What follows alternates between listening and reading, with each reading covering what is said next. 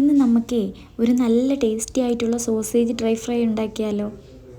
അതിനായിട്ട് ഞാൻ ചെറുതായിട്ട് റൗണ്ടിന് സോസേജ് കട്ട് ചെയ്തെടുത്തിട്ടുണ്ട്. അതിനകത്തേക്ക് പൊടിയായിട്ടുള്ള മുളക് പൊടി, കുരുമുളക് പൊടി, മഞ്ഞൾപ്പൊടി, പിന്നെ 2 സ്പൂൺ കോൺഫ്ലവറും കൂടെ ചേർത്ത് ഒന്ന് മിക്സ് ചെയ്തെടുക്കുന്നുണ്ട്.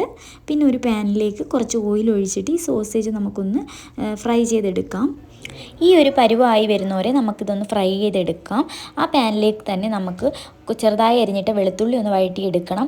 അതിലേക്ക് തന്നെ ഒരു സവാള ചെറുതായി അരിഞ്ഞതും ഒരു ക്യാപ്സിക്കം ചെറുതായി അരിഞ്ഞതും കൂടെ ഇട്ട് കൊടുത്ത് അല്പം ഉപ്പും കൂടെ ചേർത്ത് ഒന്ന് വഴറ്റിയെടുക്കാം.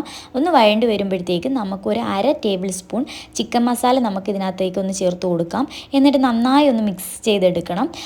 എന്നിട്ട് നമുക്കൊരു 2 ടേബിൾ സ്പൂൺ ടൊമാറ്റോ സോസും കൂടെ ചേർത്ത് കൊടുക്കണം. എന്നിട്ടൊന്ന് മിക്സ് ചെയ്ത് വീണ്ടും എടുക്കാം. അതൊന്ന് മിക്സായി റെഡിയായി വരുമ്പോഴത്തേക്ക് നമുക്ക് നമ്മുടെ ഫ്രൈ ചെയ്ത സോസേജ് നമുക്കിതിനകത്തേക്ക് ചേർത്ത് കൊടുക്കണം. ഒന്ന് ചേർത്ത് കൊടുത്തിട്ട് നന്നായി ഒന്ന് മിക്സാക്കി കൊടുക്കണം. അതൊന്ന് മിക്സായി വരുമ്പോഴത്തേക്ക് നമ്മുടെ ഡ്രൈ ഫ്രൈ സോസേജ് ഇവിടെ റെഡിയായിട്ടുണ്ട്. അടിപൊളി ഒരു റെസിപ്പിയാണ്. നമുക്ക് സിമ്പിളായി തയ്യാറാക്കാൻ പറ്റിയൊരു റെസിപ്പിയാണിത്. എല്ലാവരും ഒന്ന് ട്രൈ ചെയ്ത് നോക്കണം. കുട്ടികൾക്കൊക്കെ വളരെ ഇഷ്ടപ്പെടുന്നൊരു സോസേജ് ഡ്രൈ ഫ്രൈ ആണിത്. എല്ലാവരും ഒന്ന് തയ്യാറാക്കി നോക്കണം. അപ്പോൾ അത്രയേ ഉള്ളൂ. Tata bye bye. Okay, see U.